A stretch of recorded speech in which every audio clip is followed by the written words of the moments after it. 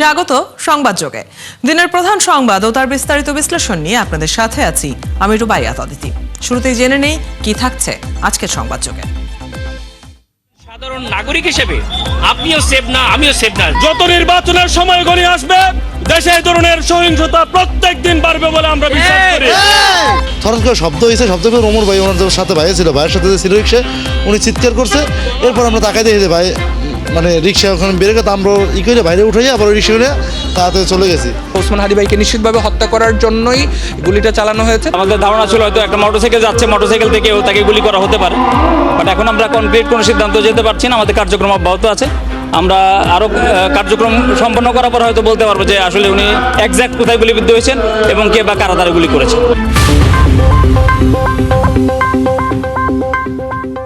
এবার থাকছে বিস্তারিত। ইনকিলাব মঞ্চের মুখপাত্র ও ঢাকা ৮ আসনের সম্ভাব্য প্রার্থী শরীফ ওসমান হাদি গুলিবিদ্ধ হয়েছেন।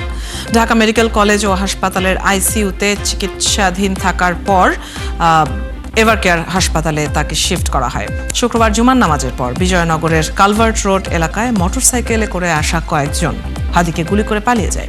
পুলিশ ঘটনাস্থল থেকে আলামত সংগ্রহ করেছে। প্রধান উপদেষ্টা অপরাধীদের ধরতে নির্দেশ দিয়েছেন।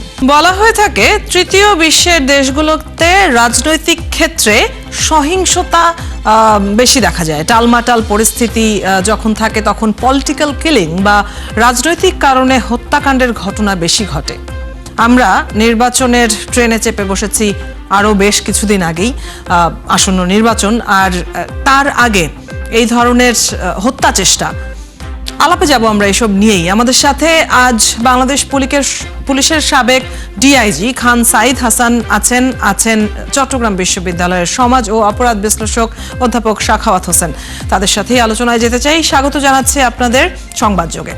আমি শুরুতেই একটু জেনে নিতে চাই খান সাইদ হাসানের কাছ থেকে, এখন যে রাজনৈতিকভাবে আমরা যেই স্তরে রয়েছি, নির্বাচন আসন্ন, নির্বাচন নিয়েই সব ধরনের আলাপ আলোচনা, সেখানে উত্তেজনা যেমন আছে উৎকণ্ঠাও তেমনই আছে।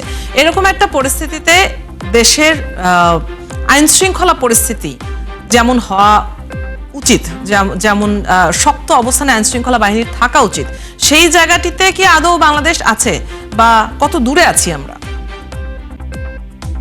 ধন্যবাদ আপনাকে এবং আপনার মাধ্যমে ৭১ টিভি দর্শক শ্রোতাদেরকে।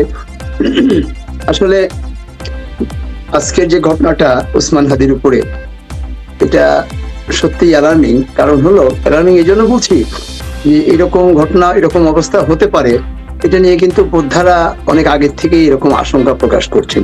আমি আজকে একটা সোশ্যাল মিডিয়ায় দেখছিলাম, আমাদের খুব প্রবীণ সাংবাদিক নুরুল কবির সাহেব, আমি জানি না whether is true or false, নাকি এটা সাজানো, তবে যদি সত্য হয়ে থাকে উনিও আশঙ্কা প্রকাশ করেছেন যে আসন্ন নির্বাচনের আগে এরকম ঘটনা অনেক ঘটতে পারে। তো এর আগে অপরাধ যাই ঘটুক না কেন, কিন্তু আমরা এবার এই আজকের ওসমান হাদির ব্যাপারটা থেকে সবাই এটা মোটামুটি ভাবে একমত যে এই নির্বাচন কেন্দ্রিকই এই অপরাধটি সংগঠিত হয়েছে। এখন এইটা ডিপেন্ড করবে যে ডেফিনেটলি আমাদের বাহিনী তো অবশ্যই শক্ত, কারণ নতুন করে এই বাহিনী তো নতুন তৈরি করা হয়নি। এই বাহিনী আজ থেকে ১৭ বছর ধরেও কাজ করেছে, তারও আগে কাজ করেছে এরাই, এই আইন এবং এই লোক দিয়ে। বরং এখন লোক সংখ্যা বেড়েছে, লোকজন তো অফিসার বা ল এনফোর্সিং এজেন্সি লোকজন কিন্তু নতুন করে রিক্রুট হয়নি, আগের গুলোই আছে, কাজে এরা খুবই দক্ষ। এখন এইটা আমরা দেখতে পারি যে নির্বাচন ভিত্তিক বা নির্বাচন কেন্দ্রিক যে আমাদের যেটা পারসেপশন যে এটা করে এটা হলো, এইটার ব্যাপারে কতটুকু এরা ব্যবস্থা নিতে পারে। যদি দেখা যায় তড়িৎ ব্যবস্থা নিতে পারছে এবং প্রকৃত অপরাধীকে ধরে তাৎক্ষণিকভাবে বিচারের আওতায় এনে শাস্তি দিতে পারছে, তাহলে আমার অভিজ্ঞতা বলে যে তাহলে আর এই পরবর্তী এরকম ঘটনা কেউ ঘটাতে সাহস করবে না। কারণ অপরাধীরা সাধারণত অপরাধ পরবর্তী কনসিকুয়েন্সটাকে বেশি ভয় পায়।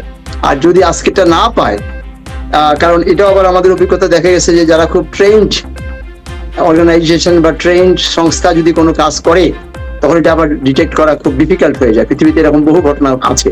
তো এটা আমাদের একটা এক্সপেরিমেন্ট হতে পারে যে এটার উপর দেখে আমরা সিদ্ধান্ত নিতে পারি যে আসলে আমাদের বর্তমান আইন শৃঙ্খলা রক্ষাকারী বাহিনী বা সরকার কতটুকু দৃঢ় এবং কতটুকু সক্ষম হবে আমাদের পরবর্তী নির্বাচন করতে। বাট এরকম সংখ্যা কিন্তু সবারই আছে, দেশবাসী, সারা দেশবাসীর মধ্যে যেগুলোর এরকম পরিমাণ বাড়বে, কারণ বাড়া বা কমাটা ডিপেন্ড করবে হলো পরবর্তী ব্যবস্থার উপরে। ধন্যবাদ। জি, অধ্যাপক সাখাওয়াত হোসেন, আপনি শুনছেন খান সাইদ হাসান হাইপোথেটিক্যাল একটা পরিস্থিতির কথা বলছিলেন। যদি ধরতে পারে আইন শৃঙ্খলা বাহিনী তাহলে কি বোঝা যাবে, যদি ধরতে না পারে তাহলে সেটা দিয়ে কি প্রমাণিত হবে? কতটুকু আশাবাদী হতে পারি, কি মনে হয়? আপনাকে ধন্যবাদ। আমি বলবো কিছুদিন গণ অধিকার পরিষদের একজন নেতার উপর এই ধরনের একটি হামলার ঘটনা আমরা কিন্তু দেখেছি। বিভিন্ন জায়গা, বিভিন্ন দপ্তর থেকে বিবৃতি এসেছে যে এই ঘটনার সুষ্ঠু বিচার আমরা চাই, প্রত্যাশা করি, এবং দায়িত্বশীল যারা রয়েছেন তারা বিভিন্নভাবে বলবার চেষ্টা করেছেন যে দ্রুত এই ঘটনাটা সুরাহা করা উচিত। কিন্তু আদতে ওই ঘটনা গণ অধিকার পরিষদের নেতার উপর যে হামলাটি হয়েছিল তার কোনো বিচার আদৌ পর্যন্ত হয়েছে কি সে বিষয়ে আমরা ওয়াকিবহাল না। একটা ঘটনার বিচার যখন না হবে তখন দেখা যাবে পরবর্তী সময় এই ধরনের ঘটনা আরো ঘটে থাকবে, এটা স্বাভাবিক। এবং আজকে যে ঘটনাটি ঘটেছে এটির যদি সুষ্ঠু সুরাহা না হয় তো পরবর্তীতে এই ধরনের ঘটনা ঘটবে, এটা নিশ্চিতভাবে বলা যায়। আর একটা কথা আমরা সবসময় বলবার চেষ্টা করি, বাংলাদেশ পুলিশ সাধারণত রিএক্টিভ পুলিশিং এর প্র্যাকটিস করে, অর্থাৎ ঘটনা ঘটার পরে তারা ব্যবস্থা নেওয়ার চেষ্টা করে। কিন্তু বর্তমান যে পরিস্থিতি, সেই পরিস্থিতিতে পুরো একটি পুলিশিং এর দিকে আমাদের যাওয়ার প্রয়োজন আছে বলে আমরা মনে করি। অর্থাৎ ঘটনা ঘটার আগেই পুলিশের কাছে সকল ধরনের তথ্য চলে আসবে যে এখানে এ ধরনের একটা ম্যাসাকার হতে পারে। তৎপ্রেক্ষিতে পুলিশ যদি ঘটনা ঘটার পূর্বেই ব্যবস্থা নিয়ে থাকে তাহলে দেখা যাবে এ ধরনের হামলা কিংবা বাংলাদেশ রাষ্ট্রের ক্ষয়ক্ষতি কিংবা জনগণের নিরাপত্তা এটা আরো সুদৃঢ় হবে বলে আমরা মনে করি। এর পাশাপাশি তদন্তের যে বিষয়গুলো আছে সেখানে আমরা বলবার চেষ্টা করেছি যে দক্ষ পুলিশ অফিসার নিয়োগ দিতে হবে, কিংবা যারা পুলিশ বাহিনীতে আছে তাদেরকে কিভাবে আরো বেশি পরিমাণে দক্ষ হিসেবে আপনার তৈরি করা যায় সে ধরনের ইনিশিয়েটিভ নেওয়া উচিত বলে আমরা মনে করি। আপনি দেখে থাকবেন বাংলাদেশের জনসংখ্যা অনুযায়ী আইন শৃঙ্খলা রক্ষাকারী বাহিনীর সংখ্যা একেবারেই মানে অন্যান্য দেশের তুলনায় অপ্রতুল। সেই বিবেচনায় কেবলমাত্র আইন শৃঙ্খলা রক্ষাকারী বাহিনীকে দিয়ে আমরা আমাদের রাষ্ট্রীয় শৃঙ্খলা রক্ষা করা কখনোই সম্ভব নয়। আমরা যেটা বলবার চেষ্টা করি, সোশ্যাল সিকিউরিটিকে আমরা যদি প্রমোট করতে পারি, অর্থাৎ সামাজিকভাবে যদি আমরা আমাদের সমাজকে নিরাপত্তা নিশ্চিত করতে বিভিন্ন ধরনের ইনিশিয়েটিভ নেই, তাহলে দেখা যাবে আপনার এ ধরনের সংঘাত, হামলা কিংবা নির্বাচনকে ঘিরে যে ধরনের সংঘাতের আশঙ্কা আমরা করছি সেটা কিন্তু ক্রমান্বয়ে ধীরে ধীরে কমে আসবে বলে আমরা মনে করি। এবং এর পরিপ্রেক্ষিতে সমাজকে ঢেলে সাজানো উচিত। রাষ্ট্রীয়ভাবে আপনার কোনো ধরনের ট্যাগিং, যে একটা ঘটনা ঘটার পরে আমরা একটা ট্যাগিং দিয়ে দিচ্ছি, এই ধরনের ট্যাগিং দেওয়ার পরিপ্রেক্ষিতে কিন্তু মূল আসামি অনেক সময় আপনার ঘটনার আড়ালে চলে যেতে পারে। অর্থাৎ একটা তদন্ত কাজ নিষ্পত্তি হওয়ার পূর্বে আমরা কাউকে দোষারোপ করতে পারি না, এবং এই তদন্ত কাজটা যেন সঠিকভাবে আপনার নিষ্পত্তি হয় সেজন্য সাধারণ নাগরিক থেকে শুরু করে অর্থাৎ যারা প্রত্যক্ষদর্শী তাদের উপরও আমাদের মানে ভরসা রাখতে হবে, এবং তাদেরকেও আস্থায় নিয়ে আসতে হবে যে তার সিকিউরিটি এনশিওর করা হবে, তার পরিবারের সিকিউরিটি এনশিওর করা হবে। সার্বিকভাবে যদি আমরা মনস্থির করি যে আমাদের বাংলাদেশকে আমরা একটা মানে নিরাপদ রাষ্ট্র হিসেবে তৈরি করতে চাই, তাহলে সোশ্যাল সিকিউরিটিটাকে এনশিওর করতে হবে এবং রাষ্ট্রকে সকল অপরাধের বিরুদ্ধে জিরো টলারেন্স পলিসি এনশিওর করতে হবে। অর্থাৎ ঘটনার পরিপ্রেক্ষিতে রাষ্ট্র অ্যাকশন নেবে, সেটা যে দলেরই হোক, যে মতেরই হোক, বা যত মানে উচ্চ পর্যায়ের কোনো রাষ্ট্রীয় কর্মকর্তা হোক, তিনি যদি অপরাধী হন তাকে আইনের মুখোমুখি করতে হবে। এ ধরনের ইনিশিয়েটিভ যদি রাষ্ট্র কর্তৃক নিতে পারে তাহলে আপনার দ্রুত গতিতে অ্যাকশন নিয়ে অপরাধীদের জন্য দৃষ্টান্ত স্থাপন করতে হবে যা আপনি অপরাধ করলে পরে আপনাকে শাস্তির মুখোমুখি হতে হবে। জি, কিন্তু এটা তো হচ্ছে একদম কাগজে কলমে আমরা যেমনটি চাই, আদর্শিক জায়গা থেকে আমরা যেমনটি চাই, কিন্তু আমার প্রশ্নটা অন্য জায়গায়। আমার প্রশ্নটা হচ্ছে আমরা মানে বাস্তবিক অর্থে আমরা সেখানে কতদূর এসেছি। আমি আবার একটু খান সাইদ হাসানের কাছে আসতে চাই। আপনি যেটি বলছিলেন যে আমাদের পুলিশ বাহিনী যথেষ্ট চৌকস, তাদের ভালো প্রশিক্ষণ রয়েছে বিভিন্ন জরুরি পরিস্থিতিতে সামাল দেওয়ার জন্য। আমরা এই যে দেখছি যে সম্ভাব্য প্রার্থী ছিলেন তিনি, যিনি গুলিবিদ্ধ হয়েছেন, এবং এটা নিঃসন্দেহে হত্যা চেষ্টাই। একটু জেনে নিতে চাই যে প্রার্থীদের নিরাপত্তা প্রদানের বিষয়টি কিংবা এই বিশাল জনসংখ্যার দেশে আগামী নির্বাচনের জন্য একটা নিরাপদ পরিবেশ সৃষ্টির লক্ষ্যে আসলে কতটুকু সম্ভব আমাদের আইন শৃঙ্খলা বাহিনীর পক্ষে সেটি নিশ্চিত করা? আমি এখনো খুব ফার্মলি বলছি এবং আমি আপনাদেরকে আশ্বস্ত করতে চাই, বাংলাদেশ পুলিশ বাহিনী সম্পর্কে আমার, যদিও আমি আউট অফ সার্ভিস প্রায় 15 বছর, বাট তারপরেও এখনো আমি যতটুকু আমি দেখি বা আমার জুনিয়র কলিগদের সাথে আমি কথা বলে যেটা বুঝতে পারি, তারা এখনো যথেষ্ট ক্যাপেবল। কিন্তু আমাদের বাংলাদেশের পুলিশকে আপনি তুলনা করতে পারেন এটা টুলস এর সাথে। হ্যাঁ, টুলসের কিন্তু কাজ না, যে ওই টুলসটা যখন একজন সার্জারি ডাক্তার ইউজ করে তখন নাইফটা তখন মানুষের লাইফ সেভ করে, আর ওটা যখন আপনি কোনো স্লটারারকে দেন তখন সে মানুষের জবাই করে।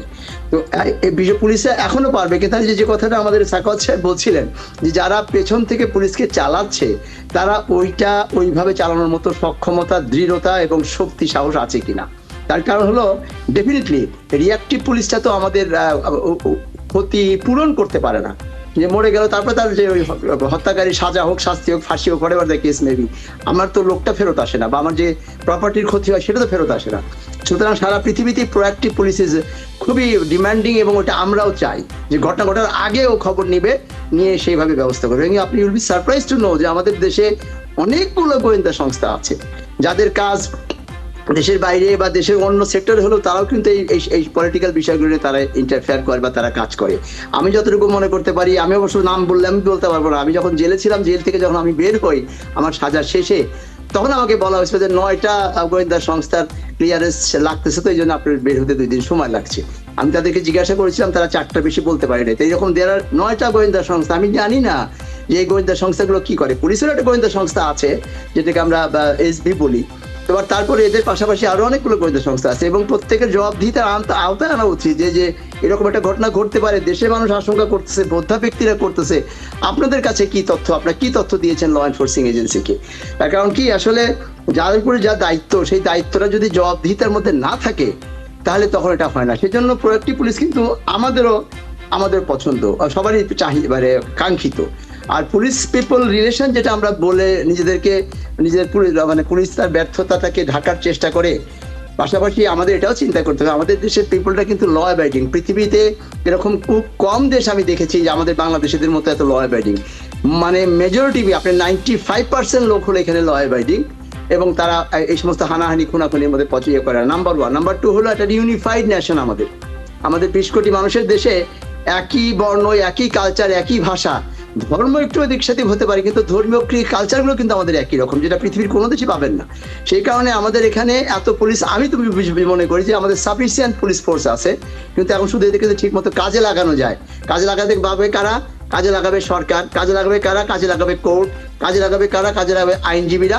তারপরে হলো আমাদের স্টেক হোল্ডার যারা আমরা আছি, এটা আমাদেরটা সাপ্লিমেন্টারি। আমরা যারা সিভিলিয়ান, আমাদের কোনো দায়িত্ব নাই, বিকজ আমরা সহযোগিতা করলে ভালো, না করলে আমাদের কেউ দায়বদ্ধ করতে পারবেন না। কিন্তু যারা এই কাজের জন্য নিয়োজিত থেকে সরকারের রাজস্ব খাত থেকে বেতন নিচ্ছেন, ভাতা নিচ্ছেন, সকল ধরনের সুযোগ সুবিধা নিচ্ছেন, লাইবিলিটি ইজ ইয়ার্স। কাজে আপনি যদি না পারেন, কেন পারছেন না, তাদেরকে জবাবদিহিতার মধ্যে আনা হোক, শুধু পুলিশকে না, অল ল এনফোর্সিং এজেন্সি এবং যত গোয়েন্দা সংস্থা আছে সবাইকে, যে কেন তোমরা এটা ফেল করলা, বুঝতে পারো না, তারা জবাব দেখ। স্যাটিসফ্যাক্টরি হলে ভালো, আর যদি স্যাটিসফ্যাক্টরি না হয় সেই বাবদে ব্যবস্থা নেন, দেখবেন সব সোজা হয়ে যাবে। পুলিশের রেশিওতে খুব একটা সমস্যা হচ্ছে না আমাদের, আমি মনে করি অন্তত। অধ্যাপক সাখাওয়াত হোসেন, শেষ প্রশ্নটি রাখতে চাই আমি আপনার কাছে। এই যে পুলিশকে ব্যবহার যারা করবেন, সেটা রাষ্ট্রযন্ত্রের গুরুত্বপূর্ণ জায়গায় আছেন যারা স্টেক হোল্ডাররা, তাদের ব্যাপারে প্রশ্ন আসছে, পুলিশের প্রশিক্ষণ নিয়ে কথা হচ্ছে, এবং অপরাধ ঘটার আগে সেটি নিরূপণ করা, সেটিকে প্রতিরোধ করা প্রসঙ্গে আমরা সবাই কথা বলি। আমি আজকের ঘটনাটাকে যদি স্পেসিফিক আজকের ঘটনাটাকে নিয়ে যদি প্রশ্ন করতে চাই, যে একজন সম্ভাব্য প্রার্থীর ওপর গুলি চালানো, তার হত্যা চেষ্টা করা, এটি আমাদের আসন্ন নির্বাচন একদমই দোরগোড়ায়, কিন্তু তো আসন্ন নির্বাচনের পরিবেশ সৃষ্টিতে কতটা ব্যাঘাত করছে বলে আপনি মনে করেন? ওসমান হাদি সুস্থ হয়ে ফিরবেন কিনা সেই প্রশ্নে যাচ্ছিই না, কিন্তু যে ঘটনাটি ঘটে গেছে ইতিমধ্যে, তাকে হত্যা চেষ্টা, সেটির প্রভাব নিয়ে একটু জানতে চাই। বর্তমান যে আইন শৃঙ্খলা পরিস্থিতি, সেই আইন শৃঙ্খলা পরিস্থিতিতে মানুষের মধ্যে ইতিমধ্যে ভয়ের সংস্কৃতি সৃষ্টি হয়েছে। অর্থাৎ আমরা ঘর থেকে বের হলে যে কেউ যে কোনো ভাবে অপরাধীদের দ্বারা আক্রান্ত হতে পারে, এই ধরনের একটা আশঙ্কা কিন্তু মানুষের মধ্যে ইতিমধ্যে হয়ে রয়েছে। এখন আপনি যদি উপমহাদেশীয় যে রাজনৈতিক কালচার সেখানে যদি দেখেন, তাহলে দেখা যাবে নির্বাচন ঘনিয়ে আসার সাথে সাথে যারা লুকিয়ে থাকা অপরাধী, কিংবা পার্শ্ববর্তী দেশে আপনার আত্মগোপনে ছিল এই ধরনের অপরাধী, কিংবা যারা চিহ্নিত অপরাধী এবং যারা জামিনে ইতিমধ্যে আপনার ছাড়া পেয়েছে তারা কিন্তু বিভিন্ন ধরনের আপনার পলিটিক্যাল লিডারদের পেট্রোনাইজেশনের মধ্যে তারা থাকে। আমরা বলি যে ক্রিমিনালাইজেশন অফ পলিটিক্স, অর্থাৎ পলিটিক্সের মধ্যে আপনার ক্রিমিনালদের যে আপনার অন্তর্ভুক্তি। আপনি যদি কিছুদিন আগে দেখেন যে মোহাম্মদপুরে একটা ঘটনা ঘটেছে, পুলিশ কিশোর অপরাধীর দ্বারা আক্রান্ত হয়েছে। সেখানে দেখা যাচ্ছে যে কিশোর অপরাধী হিসেবে যারা চিহ্নিত হয়েছেন তারা ইতিপূর্বে এই ধরনের অপকর্ম করেছে, কিন্তু তাদের যে লিডার, সেই লিডারটা শুধুমাত্র চেঞ্জ হয়েছে। কাজেই আজকে যে ঘটনাটি ঘটেছে, এই ঘটনাটিকে আমরা যদি একটা মানে কেস টেস হিসেবে নেই, তাহলে দেখা যাবে এই নির্বাচন সামনে গড়িয়ে আসার সঙ্গে সঙ্গে বাংলাদেশের যে সামগ্রিক পরিস্থিতি, আজকের ঘটনাটিকে যদি আমরা খুব তড়িৎ গতিতে অ্যাকশন নিয়ে সঠিকভাবে অপরাধীদেরকে চিহ্নিত করতে ব্যর্থ হই, তাহলে দেখা যাবে এই ধরনের ঘটনা বিভিন্ন জায়গায় আরো ঘটবে বলে আমরা মানে আশঙ্কা করছি। সেক্ষেত্রে সরকারের একটা মানে দায়িত্বের জায়গা রয়েছে, যারা আপনার প্রার্থী হবে কিংবা আসন্ন নির্বাচনে প্রার্থী তাদের নিরাপত্তাকে নিশ্চিত করার মধ্য দিয়েই আসলে সাধারণ ভোটারদেরকেও একটা আশ্বস্ত করার জায়গা নিশ্চয়ই তৈরি হবে। আপনাদের দুজনকে অসংখ্য ধন্যবাদ আজকে আমাদের সাথে গুরুত্বপূর্ণ এই বিষয়টিতে আলোচনায় অংশগ্রহণ করবার জন্য। দর্শক, আমরা বাংলাদেশ পুলিশের সাবেক ডিআইজি খান সাইদ হাসান এবং চট্টগ্রাম বিশ্ববিদ্যালয়ের সমাজ ও অপরাধ বিশ্লেষক অধ্যাপক শাখাওয়াত হোসেনের সাথে কথা বলছিলাম এতক্ষণ। এই ছিল আজকের সংবাদযোগে। আগামীকাল ঠিক রাত 10টায় আবারও দেখা হবে নতুন কোনো বিষয় ও তার বিশ্লেষণ নিয়ে। ৭১-এর সাথেই থাকুন।